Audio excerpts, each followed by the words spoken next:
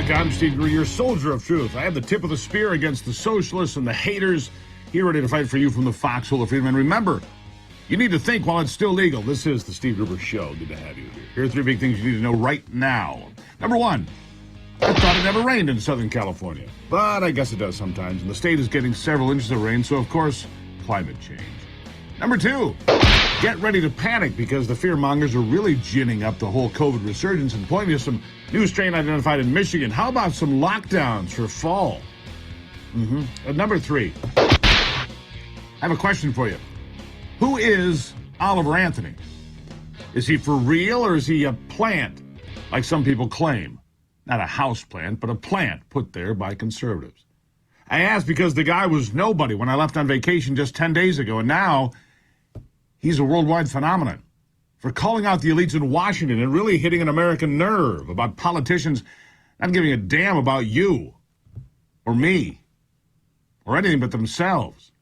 Oliver Anthony is, by his own admission, playing to crowds of 20 people earlier this month, and now his song, Rich Men, North of Richmond, has soared to number one.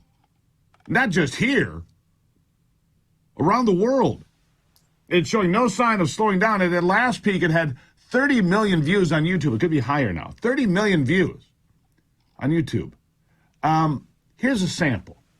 I've been selling my soul, working all day, overtime hours for bullshit pay, so I can sit out here and waste my life away, drag back home and drown my troubles away.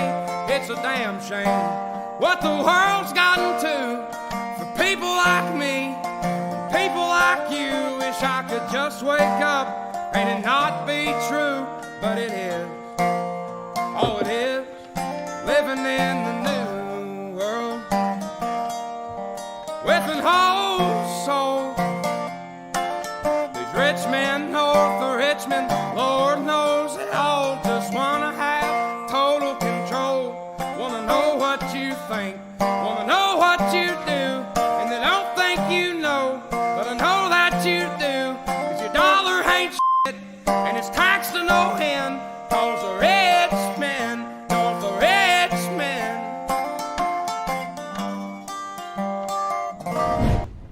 Yeah, there it is.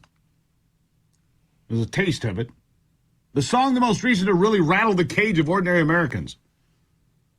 Fed up with politicians taxing them to death, working extra hours to get nowhere because inflation's killing them.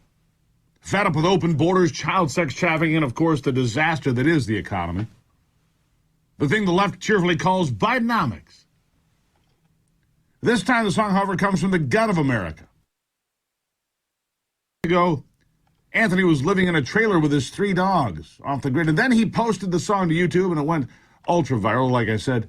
So much, in fact, he was offered apparently an $8 million recording contract, and he rejected it.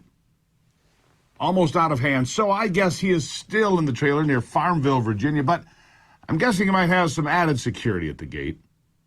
He appears to be the genuine article, not something conjured up by AI in the back room of a recording studio in Nashville or anywhere else. This guy appears to be the real thing, and that is something we all crave in this artificial world that has been created around us. An artificial world full of, well, artificial things. He overcame the social media handlers and the powerful behind the curtain. I mean, if he had signed a recording contract with any label, that kind of raw, attention-getting singing would never have been heard anywhere because the song would never have been recorded. Because everything is controlled. When I say Anthony struck a nerve, that is a massive understatement. I've seen praise for his populist anthem coming from all sides of the political spectrum, and for good reason. America and Americans are starving for something real. Anything. For something or someone to believe in, and in millions right now need a hero. And maybe this young man, who I believe is 31, hard to find a lot of information on. I believe he's 31, is what people have been looking for, craving actually. A real-life American hero. Here's why. Nothing's real anymore. We don't trust anything anymore, certainly not politicians. You know, not the rich men north of Richmond, which of course is Washington, D.C. And when I say nothing is real, I mean it. And it's getting harder and harder to tell something real from something that's fake. Let me put it this way. I spent most of the past 10 days with my family in Glacier National Park, which is in northern Montana along the Canadian border, for reference for anybody who doesn't know. It's about as real as it gets. We walked one trail for several miles called the High Line, and it has sheer drop-off. Some of them hundreds, if not thousands of feet to the bottom, real. So intense in some places that guide wires are drilled into the side of the granite cliffs for people to cling to while they recite the Lord's Prayer under their breath. And yes, a couple of times that included me. And damn, did it feel good. No cell phone, no cell service. We drove over Logan Pass at the top of Going to the Sun Road, a road completed in 1932. At the vicious front end of the Great Depression, a road completed with thousands of pounds of dynamite and men, real men, willing to put their lives on the line day after day to complete a road many thought could never be built.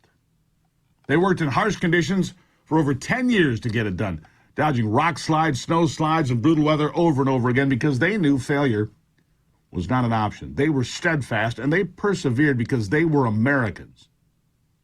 And Americans do great things, at least we used to. At least we used to. Today, it seems too many people are rewarded for failing.